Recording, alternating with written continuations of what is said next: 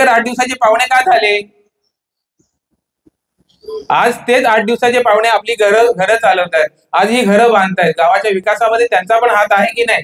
आज ही मुलं रात्री रात्री 1-1, 2-2च्या ट्रेननी गाड्या चालवत, काही काही बाईक वरून आली, ती कशासाठी आलेत? 8 दिवसाचे पाहुणे म्हणून आलेत का? मग त्यांना असं का हिणवलं जातं की तुम्ही 8 दिवसाचे पाहुणे आहात? हे चुकीचा समज काही लोक आपल्यामध्ये पसरवतायत आणि म्हणून आज आम्हाला गरज पडली की आमचं महिला मंडळ ह्याला बळी पडताना कुठेतरी दिसतंय. बॅनरवर त्यांची नावं दिसायला लागली. त्यांना जाऊन विचारलं, अहो तुमची बॅनरवर फोटो आहेत, नावं आहेत, हे कसं काय? ते म्हणतात माहिती नाही, आमच्या आधार कार्डवरून घेऊन लावले. मग ह्यासाठी तुम्हाला माहित असणं गरजेचं आहे तुमच्याकडून कोण सही घेतोय, आधार कार्ड मागतोय, पॅन कार्ड मागतोय, हे का मागतोय हे विचारणं आपलं कर्तव्य आहे की नाही? आहे की नाही? की कोणाला असं म्हणतो म्हणून तुम्ही आधार कार्ड पॅन कार्ड देऊन सह्या कराल? आणि ह्या गुंतागुंतीमुळेच आपला गाव ग्रामपंचायतीने 2019चा ठराव रद्द करून 12 ऑगस्ट 2025 ला चोरीच्या मार्गाने तुमच्या सह्या, तुम्ही ज्या ग्रामपंचायतीमध्ये जी 12 ऑगस्ट 2025 ला सभा झाली त्या सभेसाठी म्हणून तुम्ही गेलात, तुम्ही त्या पत्रावरती तुम्ही सह्या केल्यात. मला 100% गॅरंटी आहे ती तुमच्यापैकी एकालाही माहिती नाही त्या सह्या का घेतल्या जात आहेत. जर माहिती पडलं असतं तुम्हाला आणि आज मी जो विषय मांडणार आहे तो जर माहित असता तर तुम्ही चपला काढून तिथे आधी सगळ्यांना मारलं असतं, तिथल्यांना तोंडाला काळं फासलं असतं, त्यांना हाकलून लावलं असतं आणि घरात परत आला असतात. तर हा अतिशय गंभीर विषय आहे की आपण कोणाच्याही मागून नसताना, कोणाच्याही मागे जाताना, कोणालाही सह्या देताना किंवा कोणाचाही काही ऐकताना आपण आपल्या तरुण मुलांचा विचार घ्या, आपल्या गावाचा विचार करा, आपल्या भविष्याचा विचार करा आणि मगच त्यांच्या बरोबर जा. हे माझं आव्हान आहे. आता जास्त बोलत नाही, मी पॉइंटवर येतो. मी आता एवढं का बोललो की 2025 12 ऑगस्ट 2025 ला आपली एक पंचायतीची सभा असते, ग्रामपंचायतीची सभा असते. ग्रामसभा बोललो तर तुम्हाला बऱ्यापैकी आपल्या लोकांना कळत नाही की ग्रामसभा म्हणजे काय. नाही, आपली ग्रामपंचायत 1 वर्षाला 4 सभा घेते, त्याच्यामध्ये महत्वाचे आपल्या गावाच्या संदर्भातले महत्वाचे निर्णय त्या 4 सभांमध्ये घेतात. आता 4 सभामध्ये निर्णय घेताना काय होतं, प्रोसेस कशी असते त्याची? आता आपण 200-150 लोक जमलोय, तर मला उद्या इथे पाण्याची टाकी बांधायची आपल्या मंदिरात, तर त्याच्यासाठी हात वरती करा, कोणाकोणाला पाहिजे पाण्याची टाकी. मग तुमच्यापैकी 100 लोकांनी हात वरती केले तर ती टाकी मंजूर होते तिथे बांधायची, बरोबर? आणि सह्या घेतल्या जातात त्याच्यावरती आणि तो विषय पास झाला. मग तो पुढे कॉन्ट्रॅक्टदार घेऊन त्याच्याकडून सह्या घेऊन, किंवा त्या सह्या नाही, त्याच्याकडून मार्गदर्शन घेऊन त्याचं काम करून ते टाकी बांधली जाते. अशी ती प्रोसेस असते किंवा अशी ती पद्धत असते, बरोबर? पण त्या पर्टिक्युलर सभेत त्या सभेचा अजेंडा पण नव्हता. अजेंडा सभा घेतो म्हणजे सभा काय डायरेक्ट घेतो का? 4 लोकांना बोलवलं, त्याला बोला तुमचे भाषण करा, असं आहे. अजेंडा सभा घेताना सभेचा एक मुखपत्र ठरलेलं असतं, विषय दिलेले असतात. त्या विषयामध्ये लिहिलेलं असतं की विषय 1 हा, विषय 2 शाळा, विषय 3 पाणी, विषय 4 अजून काय गाडी वगैरे ह्या सोया. तर त्या सभेचा विषय फक्त एकच होता 12 ऑगस्टच्या, की तंटामुक्ती अध्यक्षाची निवड. हा एक विषय घेऊन ती ग्रामसभा घेण्यात आली. तर त्या ग्रामसभेला आपल्यापैकी किती महिला गेल्या होत्या जरा मला सांगा? नव्हती गेली? बरं, आता आपल्याकडे हे बघा, बरोबर,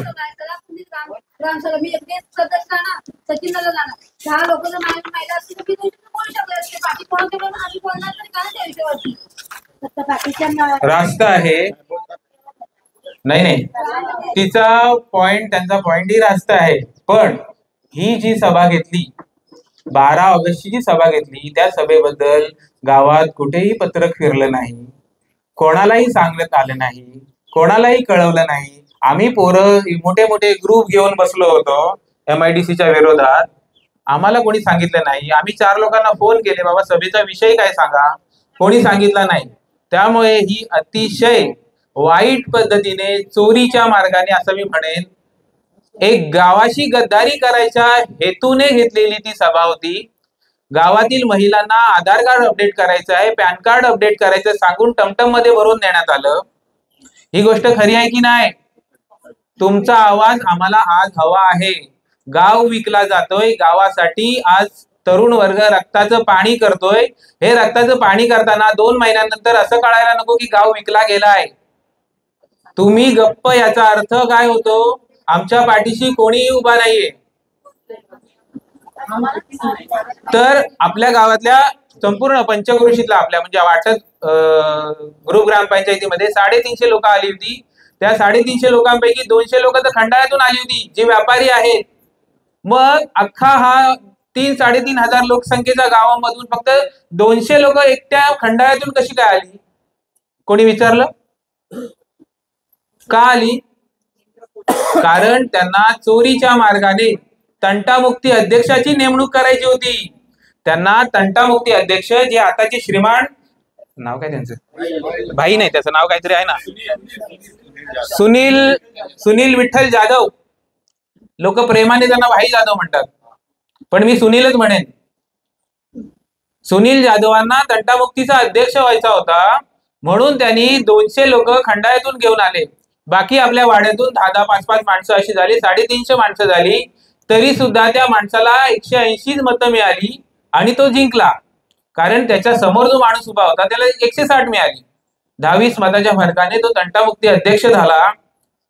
तंटामुक्ती अध्यक्ष हे गावाचं एक महत्वाचं पद असतं, बरोबर? तंटामुक्ती अध्यक्ष झाल्याने त्याचा विषय असतो तंटामुक्ती बघायची गावात, पोलिसांना सहकार्य करायचं, बरोबर?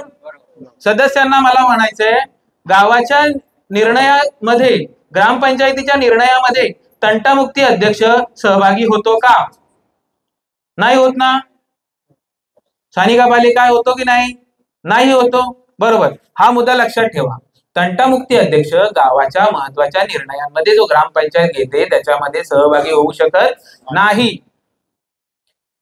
मग पुढे काय झालं?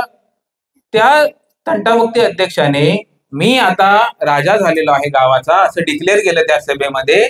आणि त्यांनी काय केलं?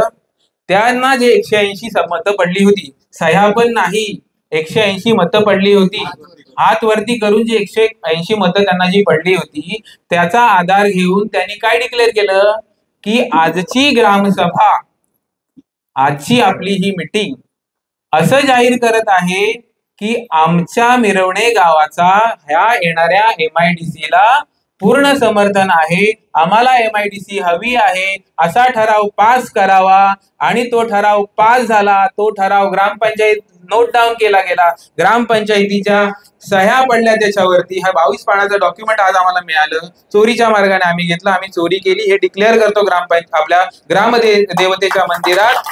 ही चोरी आम्ही केली, पण ती चोरी गावासमोर आम्ही दाखवतोय, आई वाघजाई समोर दाखवतोय. तिला समजेल ही चोरी आहे की काय आहे ते. याच्यामध्ये सगळं त्यांची चोरी पकडलेली गेलेली आहे. त्यांनी डिक्लेअर केला की फसवाफसवी, गद्दारी झाली ही गावाची. गद्दारी करून त्यांनी हा समर्थनाचा ठराव पुढे पास करून पाठवून दिला प्रांताला. प्रांताकडून गेला सामंत साहेबांकडे, जे आताचे उद्योग मंत्री आहेत. इथे येऊन मोठी मोठी भाषणं करतात सर्वसाक्षीमध्ये, बरोबर, समर्थनाचं करतात. आणि समर्थन करायला लोक कुठून आणतात? जांभारीतून, सैतवड्यातून, वरवड्यातून. मला सांगा, बुरखे बसवलेल्या स्त्रिया पुढे बसल्यात, आम्ही काय दूध खुळे आहोत? आपल्या गावात कोण बुरखा घालतो? तुम्ही प्रश्न विचारले, बरोबर. आपल्या गावातले त्यावेळेस जे पुढारी होते, जे आज स्वतःला समर्थक म्हणतात, आज इथे काही उपस्थित नाहीयेत, ह्याच्यापैकी किती लोकांनी त्यावेळेस प्रश्न विचारले आमदारांना की हे तुम्ही कोणाला बसवलात? गावातला मोठा शेतकरी म्हणून ज्यांच्या नावावर हजार एकर जमिनी आहेत त्यांना पुढे बसवलं होतं. बाचरे काकांच्या नावावर आता त्यांनी डिक्लेअर केलं ना 4-5 एकर जागा आहे, यांना बसवलं होतं काय तिथे? काका होतात तुम्ही? विचारलं होतं तुम्हाला? आपल्या कुठल्याही ग्रामस्थाला विचारलं नाही. त्यांनी मोजक्या लोकांना, ज्यांना MIDC हवी आहे त्या लोकांना तिथे बोलावलं, MIDC ला समर्थन केलं. आमदार साहेब खुश झाले, आमदार साहेबांना खुश करणारे लोक खुश झाले. आणि गावाला अंधारात राहिलं. भले ठीक आहे ते. आणि हा तो ठराव त्याच्यानंतर काय झालं, लोकांनी प्रश्न केले आपल्या गावातून MIDC हा विषय त्या अजेंड्यावर घ्यायला पाहिजे 12 तारखेच्या, की हा विषय घ्या, आम्हाला गावाला बोलायचंय. म्हणून आपल्या गावातून नावं वाचू त्यांची.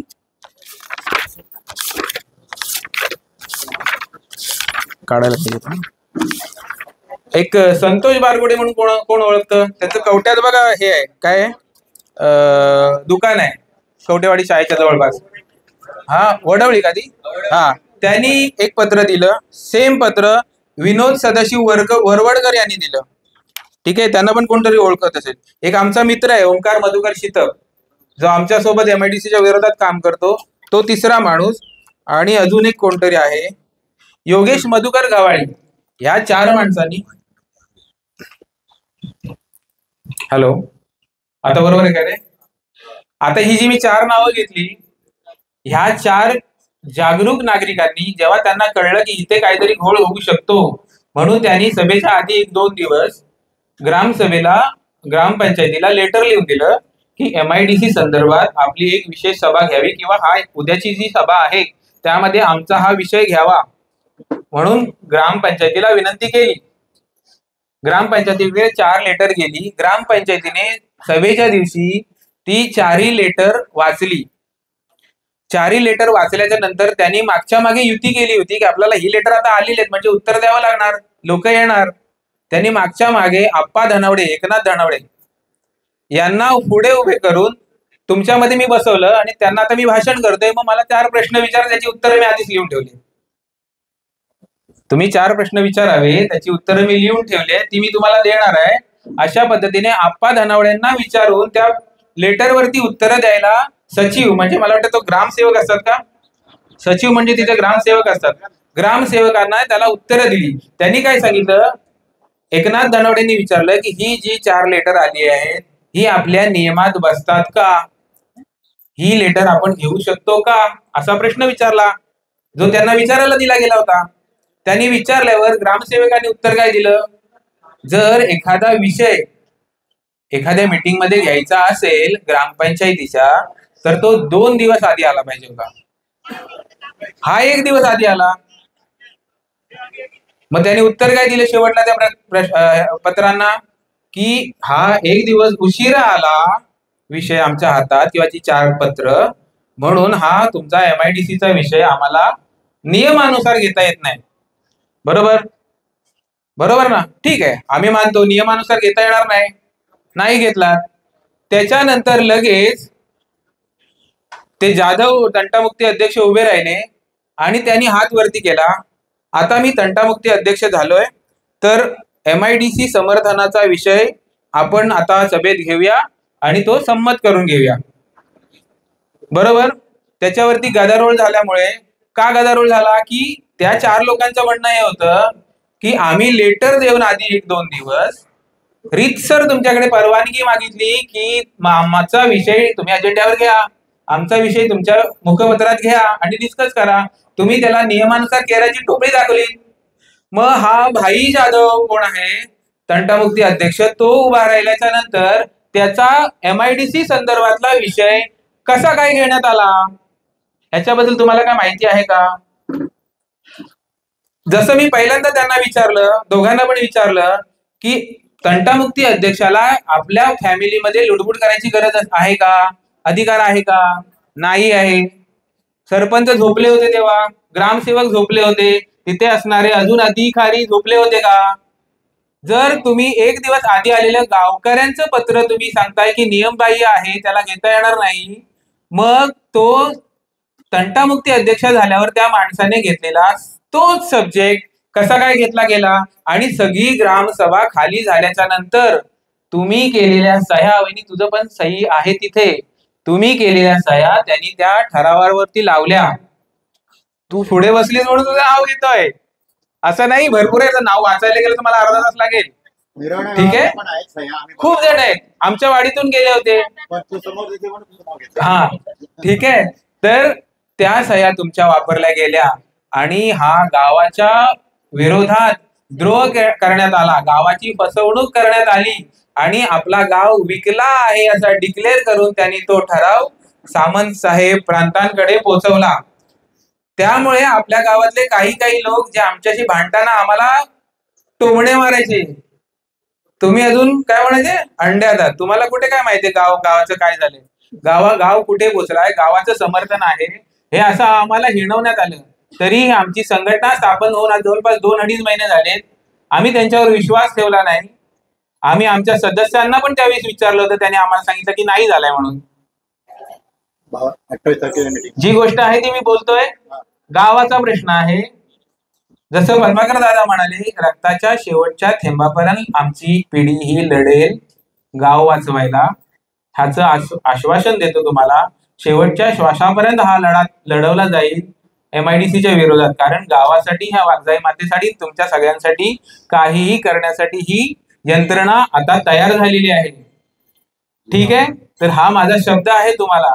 तरी त्यांनीही आम्हाला सांगितलं नाही, 4 वेळा त्यांना विचारून आम्हाला सांगितलं नाही. आम्ही सरपंचांच्या मागे लागलो होतो, लेटर लिहून दिली. लेटर नुसती सरपंचांनाच नाही, लेटर ग्रामसेवकांना गेली, लेटर प्रांताला गेली, लेटर मला वाटतं आपण जिल्हाधिकाऱ्यांना पण पाठवली, पोलीस पाटलांना पण पाठवली. तरीही त्यांनी काही उत्तर दिलं नाही. म्हणजे त्यांना हा झालेला ठराव लपवून ठेवायचा होता, आपल्यापासून दूर ठेवायचा होता. म्हणजे अशा पद्धतीने फसवणूक करून ही MIDC आणली जात आहे. कारण त्यांना माहिती आहे ही MIDC घातक आहे. सरळ मार्गाने ही MIDC येणार नाही. तर ह्याचा चोरीच्या मार्गाने आपण जर असा ठराव पास करून घेतला तर आपल्याला पुढे कोण विचारणार नाही, अशी त्यांची समजूत होती. पण ते आता पत्रक आपल्या हाती लागलेलं आहे. त्यामुळे या पत्रकावर आपली युवा सेना काही शांत बसणार नाहीये. ठीक आहे. आणि ह्याच्यावरती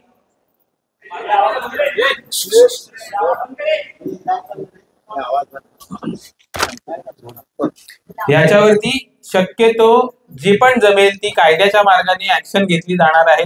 MIDCच्या विरोधातला हा लढा पुढे कंटिन्यू राहणार आहे. त्याच्यासाठी महिलांचा, छोट्या मुलांचा, तरुण वर्गाचा, जुन्या पिढीचा आम्हाला सहभाग अपेक्षित आहे.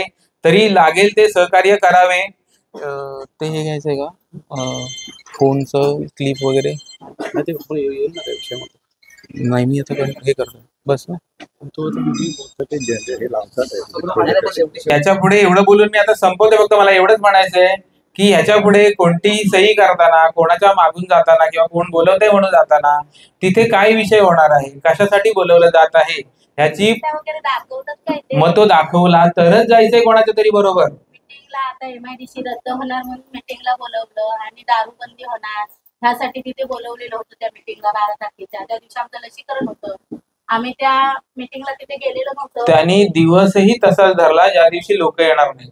विषय पत्रिकेवर विषय होता का? लोक सर्व गावात अजेंड्यावरती विषय नव्हता तो अचानक मी अध्यक्ष झालो ना तंटामुक्तीचा, मग मला पाहिजे तसा मी ठराव करून घेतला. देवा की मला अधिकार नाहीये. त्यांनी सह्या घेतल्या. आणि हा प्रकार आपल्या गावातल्या बऱ्याच लोकांना माहित होता. बऱ्याच प्रतिष्ठित, जे आपण पुढारी म्हणतो, गावातले मोठे लोक म्हणतो, ज्याच्या शब्दाला मान देतो आपण, ज्याच्या शब्दावरती अख्खा गाव ज्यांच्या उभा राहतो, या सगळ्या लोकांना माहित होता. तरीही आमच्या युवा संघटनेला, जे म्हणतात आम्ही बाहेरून आहोत, तुम्हाला सपोर्ट करतोय, हे करतोय, एकाही माणसाने याचा सुगावा लागू दिला नाही. अशा तऱ्हेची फसवणूक करून तो ठराव पास करून गेला आहे. तर आपल्यासमोर आता पहिले एक मुख्य उद्दिष्ट आहे, हेच आहे की तो ठराव काहीही करून रद्द करून घ्यायचा आहे आपल्याला. आणि त्यासाठी आपल्याला मग मोर्चा काढायला लागेल, ग्रामपंचायतीवर जावं लागेल, सभा करायला लागतील. त्या सभेला तुम्हा सगळ्यांना उपस्थित राहावं लागेल. मग ते काय तुम्ही काळं वगैरे घेऊन यायचं ते पण येऊ शकता त्यावेळेस, तिथे काही प्रॉब्लेम नाही. ठीक आहे. तर ह्यासाठी जेव्हा आम्ही हाक मारू त्यावेळेस आमच्या तरुण पिढीवर विश्वास ठेवा. एक संधी आम्हाला या गाव वाचवण्यासाठी द्या, ही माझी नम्र विनंती आहे. एवढं बोलून मी आताच हा माझा विषय थांबवतोय. धन्यवाद.